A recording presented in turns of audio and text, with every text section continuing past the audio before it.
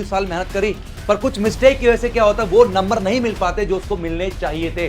तो वो 5 बातें इनका आपको ध्यान रखना चाहिए जिसकी वजह से आपके मार्क्स काफी इंप्रूव हो सकते हैं, वो मैं आपको बताने वाला हूं आज के सेशन में। भैया यार हमें ना 20 क्वेश्चन आते थे वो तो कर लिए, बाकी छोड़ दिए। छोड़ना कुछ भी नहीं है, क्योंकि अगर आप सीबीएसई की मार्किंग स्कीम उठा के देखोगे, जो भी आप अपने एग्जाम को प्रेजेंट करोगे, ये जो आपकी आंसर शीट होगी एकदम नीट एंड क्लीन होनी चाहिए। हरे कृष्णा क्लास 10, कैसे आप सभी? आई होप आप सब बढ़िया होंगे और अपने एग्जाम की प्रिपरेशन काफी बढ़िया तरीके से कर रहे होंगे। यही प्रिपरेशन आपकी खराब हो सकती है अगर आपने कुछ बातों का ध्यान नहीं रखा। तो कुछ ऐसी मिस्टेक होती है जो बच्चा हर साल करता है, पूरी साल मेहनत करी, पर कुछ मिस्टेक की वजह से क्या होता है वो नंबर नहीं मिल पाते जो उसको मिलने चाहिए थे। तो वो 5 बातें इनका आपको ध्यान रखना चाहिए जिसकी वजह से आपके मार्क्स काफी इंप्रूव हो सकते हैं, वो मैं आपको बताने वाला हूं आज के सेशन में। सबसे पहली चीज का आपको ध्यान रखना वो ये है, revise formula and theorem in the last minute. इसको ध्यान से देखो, ये हमारा दिमाग है ना। लास्ट मिनट हम क्या गलती करते हैं यार, सोचते ना बहुत कुछ नया पढ़ लें, जाने से पहले एक आध क्वेश्चन नए नए कर लें।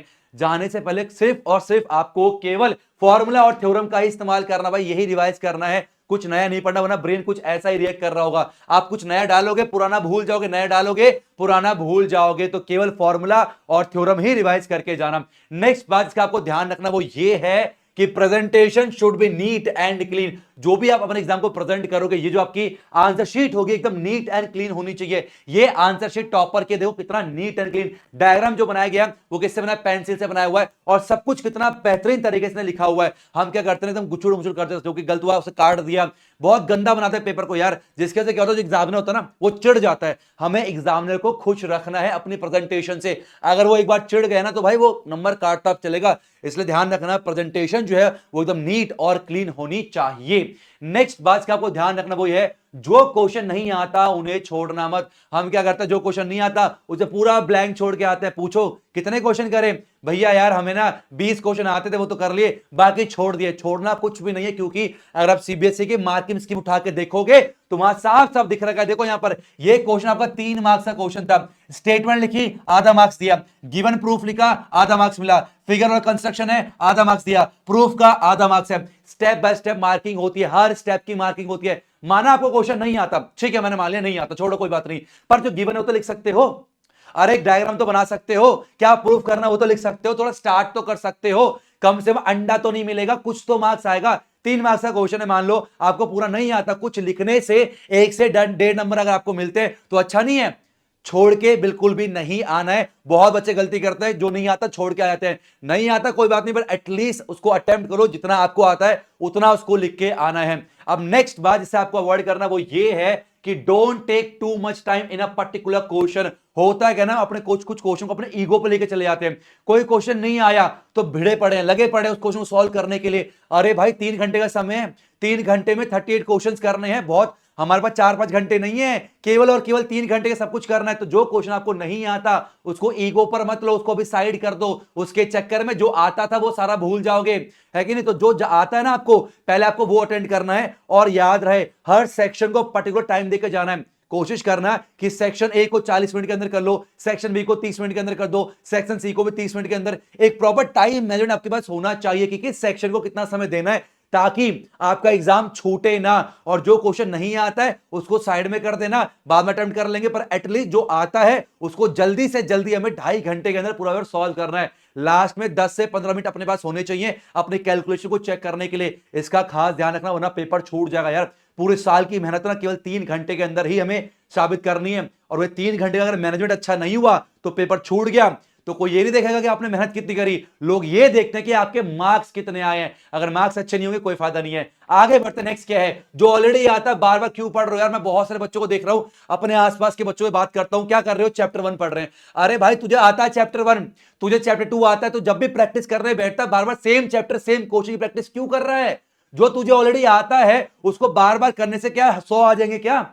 हमें अलग अलग क्वेश्चन, जो क्वेश्चन नहीं आते हैं, जिसको रिवीजन की जरूरत है, जो सबसे ज्यादा इंपॉर्टेंट है, अरे उस क्वेश्चन की प्रैक्टिस कर मेरे भाई, वो मत कर जो तेको आता है कि नहीं। प्रूफ रूट 3 इरेशनल, भाई सदियों कितने 100 बार कर लिया, अभी प्रूफ क्या कर रहा है, रूट 5 इरेशनल है, तेको आता है वो चीज। तो जो आता है उस पर समय बर्बाद मत करो भाई, बहुत कम समय बचा है, जितनी हो सके उतने नए क्वेश्चन की प्रैक्टिस करो जो इंपॉर्टेंट है उन्हीं क्वेश्चन की प्रैक्टिस करना, जो आता है उसमें टाइम वेस्ट मत करो। आगे बढ़ते, नेक्स्ट क्या दे रखा है, प्रैक्टिस मिक्स क्वेश्चन। अपने एक सबसे बड़ी देखो मेंटेलिटी है, दिमाग का खेल है। हम जब चैप्टर नंबर 9 करते हैं तो केवल चैप्टर 9 के क्वेश्चंस कर रहे होते, तो हमें पता भाई यही थ्योरम है, यही फॉर्मूला है, यही अप्रोच होनी चाहिए, हमें पता है सारे क्वेश्चन लिंक्ड होते हैं आपस में, भाई एक ही प्रकार के फॉर्मूला लगे होते हैं। हम अपने आप क्या समझते हैं कि हाँ भाई हमसे हो रहा है, हम शेयर समझते हैं, सारे क्वेश्चन हमसे हो रहे हैं, है कि नहीं। लेकिन एग्जाम में सेम प्रकार के क्वेश्चंस नहीं आते, चैप्टर वाइज नहीं आते, वहां पर मिक्स क्वेश्चन होके आ रहे होते हैं। तो आपको तैयार करना अपने आप को मिक्स क्वेश्चन की प्रैक्टिस करने के लिए, ताकि सारे जो कॉन्सेप्ट है एकदम से अगर लगे तो सब कुछ रिवाइज होता जाए। टाइम टू टाइम पर रिवीजन बहुत जरूरी है दिमाग के अंदर, समझ रहे हो। तो इसलिए ना मिक्स क्वेश्चन की प्रैक्टिस करो। अब केवल चैप्टर 1 क्वेश्चन कर लिए, चैप्टर 9 क्वेश्चन कर लिए, ट्रिग्नोमेट्रिक अलग से कर लिए, ऐसे मत करो। मिक्स, अब मिक्स कहां से करना है, सैंपल पेपर लगाओ। और सैंपल पेपर कैसे करना है, अरे लास्ट ईयर का कोई भी पेपर उठा लो यार, 2024 का पेपर उठा लो, उसको टाइमर लगाकर सारे क्वेश्चन की प्रैक्टिस करो, ध्यान रहे।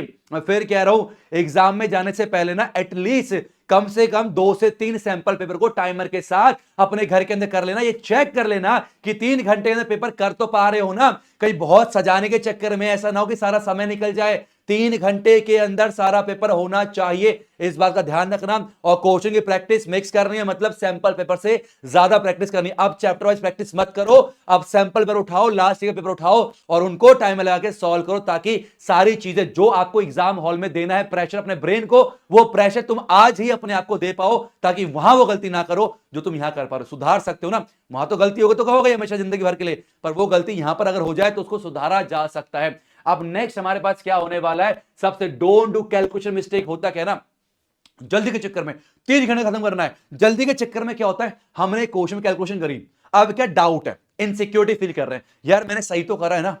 अब इसके चक्कर में क्या है, सेम प्रकार के कैलकुलेशन को मैं 3 बार चेक कर रहा हूं, मल्टीप्लाई 3 बार चेक कर रहा हूं। क्यों चेक कर रहा हूं, मैंने जल्दी कर लिया था यार, गलती अगर हो जाए तो फिर चेक करना पड़ेगा, ये नहीं करना है। कैलकुलेशन को थोड़ा सा आराम से करना है, और ऐसे करना है कि अगर मैं एक बार करूं ना तो सीधा लास्ट के 10 मिनट के अंदर ही जब चेक करूंगा पूरा पेपर, तभी चेक करो, बीच में बाबा इनसिक्योरिटी फील नहीं होनी चाहिए मुझे, समझ रहे हो। कैलकुलेशन करना है, कैसे करना है, एकदम थोड़ा मतलब बहुत आराम से भी नहीं करना, बहुत ज्यादा जल्दी भी नहीं करना, इतना मीडियम रखना ताकि कैलकुलेशन बार बार चेक ना करना पड़े, और शांत होके फोकस रहना। जब भी एग्जाम हॉल में बैठे हो ना तो पूरा ध्यान पेपर के ऊपर होना चाहिए, यहां बाकी ओवरथिंकिंग नहीं, दोस्तों को नहीं देखना है। जब पेपर हाथ में आए 10 मिनट समय मिलता है, क्वेश्चन पेपर को रीड करो, कैसे करना है, सेक्शन ए पहले करना, बी करना, सी, कोई फर्क नहीं पड़ता, कैसे भी सेक्शन अटेंड कर सकते हो, पर यह याद रहे सेक्शन ए कर रहे हो, कोशिश करना सेक्शन ए के सारे क्वेश्चन कर लो, सेक्शन बी कर रहे हो, सेक्शन बी के सारे क्वेश्चन कर लो। मतलब प्रेजेंटेशन इतनी अच्छी हो ना ताकि एग्जामिनर को मजा आ जाए चेक करने पर, और बाद में वो आराम से टिक कर तो आपको मार्क्स भी दे सके। और पेपर हाथ में जब आए ना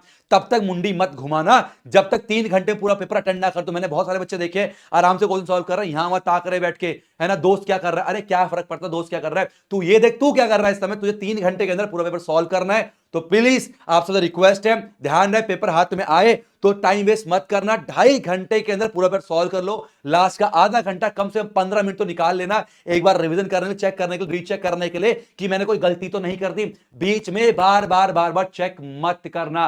तो ये कुछ मिस्टेक थी जो सबसे ज्यादा होती है, इसका खास ध्यान रखना। अगर आप ये मिस्टेक कर रहे थे इसको ठीक कर लेना, वरना यार पूरे साल की मेहनत ना बर्बाद हो जाएगी, और नंबर जो चाहते थे, जो डिजर्व करते थे, वो नंबर नहीं आ पाएंगे। Thank you so much for watching. Hare Krishna.